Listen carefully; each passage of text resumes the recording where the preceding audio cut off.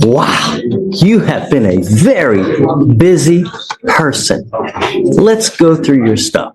So at the outset, it looks like you're wanted out of state for one reason or the other. I have no idea.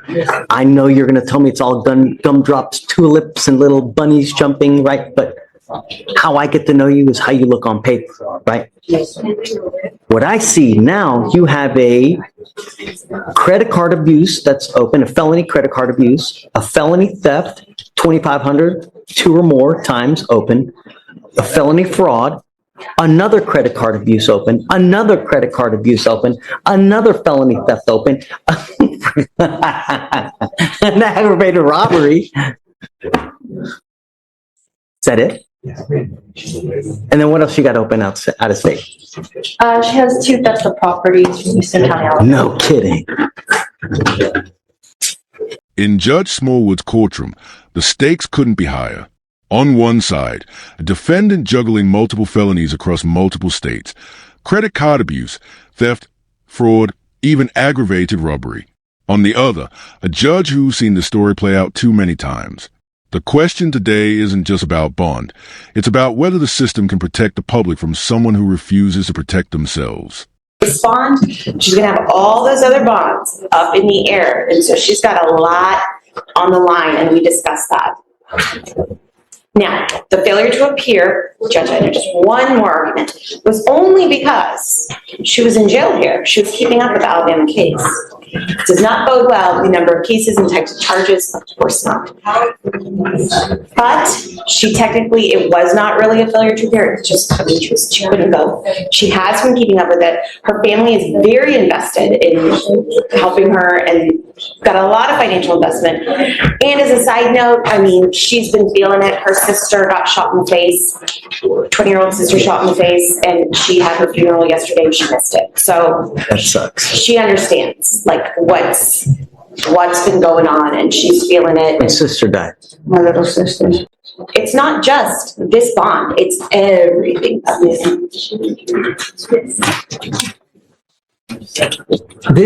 She has an open aggravated robbery of over 65 or disabled. So do I venture a guess that that is allegedly probably taking care of an elderly, and she takes a bunch of credit cards and uses them? Is that?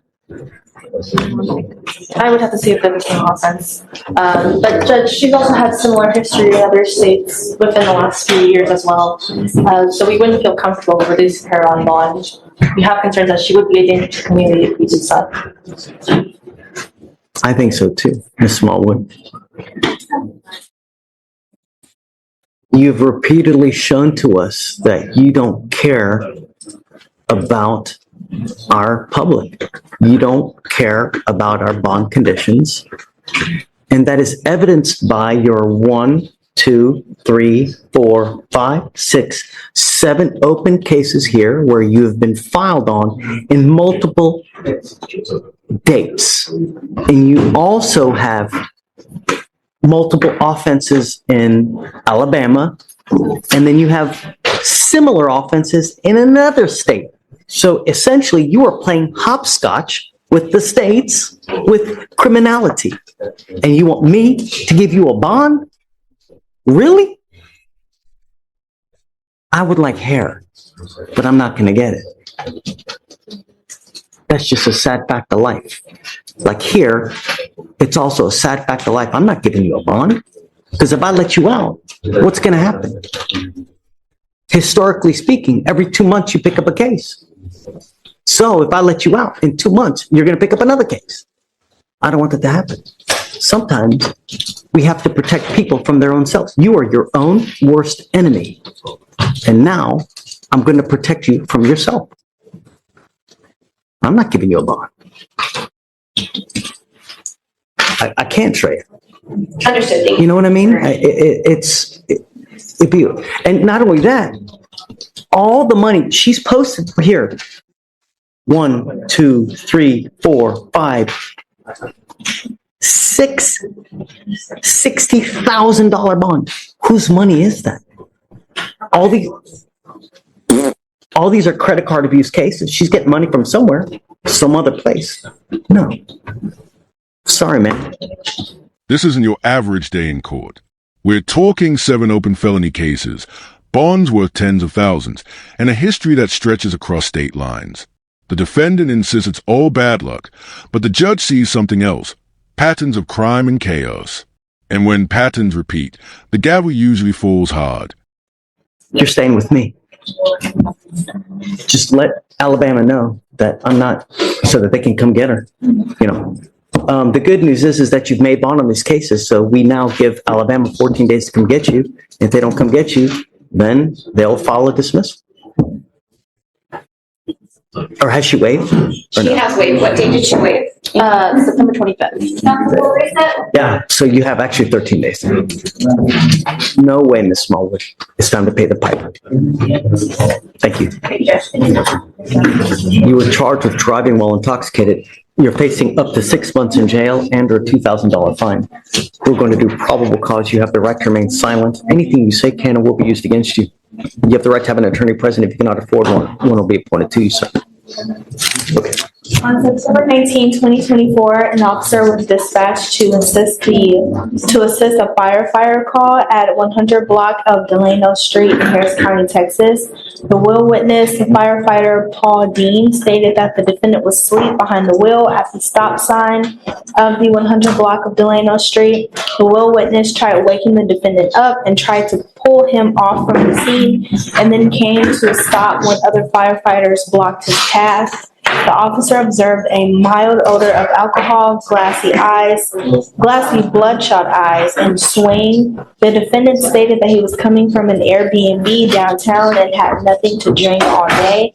Standard field sobriety tests were conducted, and the officers observed 6 out of 6 signs for the horizontal gaze nystagmus test, 6 out of 8 clues for walk and turn, and 3 out of 4 for one leg stand. The defendant declined to provide a sample of his breath, and a blood search warrant was executed. I need the ice. Yes, sir. So it looks like there was a DWI/open container that's currently pending in Fort Bend, and another one from this year What? pending in. Kidding. This is his third open DWI? Yes, and then it looks like the second one is in Oasis. You really have 2 other open DWIs? Holy moly, mother, probably $50,000, dude. You have 2 other open DWIs. You've not picked up another DWI? I'm revoking your bond, and I'm now setting it at $50,000. And I'm going to tell you now, if you get out of custody, you will have such strict conditions that if you violate this thing, I'm going to light you up like a freaking Christmas tree. You are not allowed to drive whatsoever. You will be signing an affidavit with me today, Mr. Gonzalez. If I find that you drive, I will have a contempt hearing, and every time you drive, I can put you in jail up to 6 months, and I can stack it. Do you understand? He really has 2 open other DWIs. God. Home confinement if he gets out. GPS monitor prior to release. Can you file interlock paperwork, please? Yes. You're not allowed to drive any vehicle whatsoever. And did he have an interlock on this car now? Because he's probably ordered to have one. So he has 2 open DWIs in 2 other counties now. Who's this defendant, Judge? Gonzalez. They gave him a PR bond in this case. Ixnay on the PR bond A. And I'm actually going to make it extremely high as well, because that's, Mr. Gonzalez, if you have a drug and alcohol problem, you better address it, because if you don't, I'm going to do it for you. Baloney. No, I've been looking for programs. I believe you. Sometimes you start looking a little bit too late and you do catastrophic damage. I'm now going to intervene so that doesn't happen. All right, I'm going to have you come up here. Imagine facing not 1, Not two, but a stack of felony charges, fraud, theft, robbery, DWIs. The list just keeps growing. Now picture standing before a judge who knows your record better than you do. That's exactly what unfolds here, as the courtroom turns into a battle between second chances and protecting the public. White right pointing backhand index. If you enjoy this kind of courtroom drama, make sure to hit that subscribe button, drop a like, and share your thoughts in the comments below.